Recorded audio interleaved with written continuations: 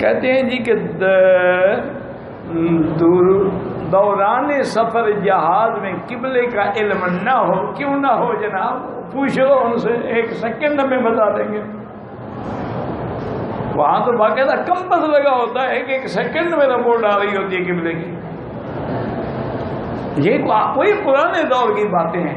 اچھا پرانے دور کی باتیں، اب مکے سے آپ جا رہے ہیں پاکستان مثال کے طور پہ، تو رخ ایسے کر لیں کہ مکہ پیچھے ہے، اگر ادھر سے آ رہے ہیں تو رخ سیدھا کر لیں کہ مکہ ہمارے سامنے ہے۔ بس کون سا مشکل مسئلہ ہے یار؟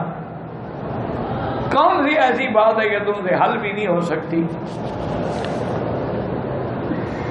یہ بتا دیتے ہیں، اسٹیوارڈ ہیں یا ایئر ہوسٹس ہیں، ان سے کہو نا میں نماز پڑھنی ہے، تو مجھے تو کافر جو ہے نا وہ بھی بتا دیتے ہیں یہ تمہاری مسلمان ہے۔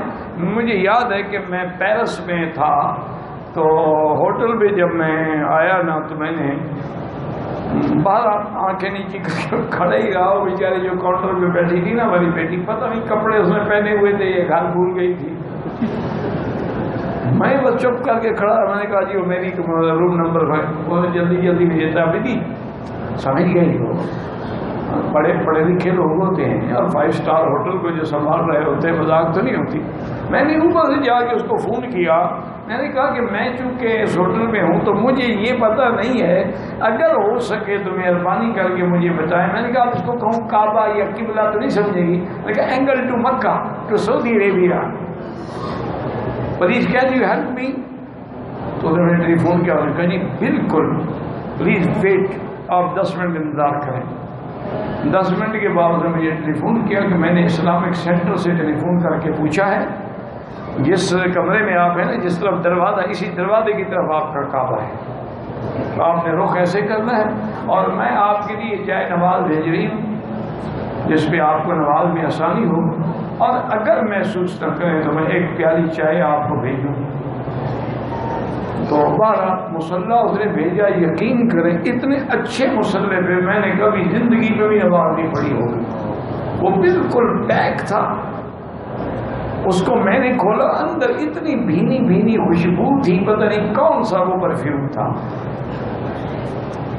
اور میں نے کہا میں نے صبح کو نماز پڑھنی ہے، لیکن مہربانی کر کے میرا فلائٹ ٹائم جو ہے وہ بھی بتا دیں گے، فجر کا۔ انہوں نے کہا فجر کا ٹائم فلان ہے، آپ نو ناٹ وری، پریشان نہ ہوں، آئی ٹیل یو، میں تمہیں بتاؤں۔ کافر وہ جناب بڑی چائے شاید اس نے بھیجی، تو صبح بالکل این اذان کا وقت تھا، تو اس نے مجھے ٹیلی فون کیا، پلیز یور فلائٹ ٹائم، آپ کا نماز کا وقت ہو گیا۔ تو میں نماز پڑھی، نماز کے بعد وہ اس نے پھر دوبارہ چائے بھیجی اور ساتھ کہا کہ میرے لیے دعا کریں۔ میں نے کہا کیا دعا کروں؟ انہوں نے کہا جو آپ کو اچھی لگے۔ میں نے کہا مجھے تو یہی دعا اچھی لگے گی کہ خدا تجھے جہنم سے جلنے سے بچائے، اتنی خوبصورت جسم جہنم میں جلے تو ہمیں تو دکھ ہوگا، اللہ تجھے جنت نصیب کرے۔ کہا جو مرضی آئے لیکن میرے لیے دعا تو میں نے ضرور کرنی ہے۔ یہ دیکھو کافر ہیں، وہ کعبہ بھی بتا رہی ہے، مصلح بھی بھیج گئی، چائے بھی بیچارے نے پلائی، اور چائے بھی اپنے حساب میں بھیجی، میرے حساب میں نہیں کاٹی اس نے۔ میرا بل آیا نا تو اس میں نہیں تھی چائے کا پیسے، نہ چائے کے اور نہ صبح کے ناشتے کے، اس نے خود اپنے حساب سے دے دیا۔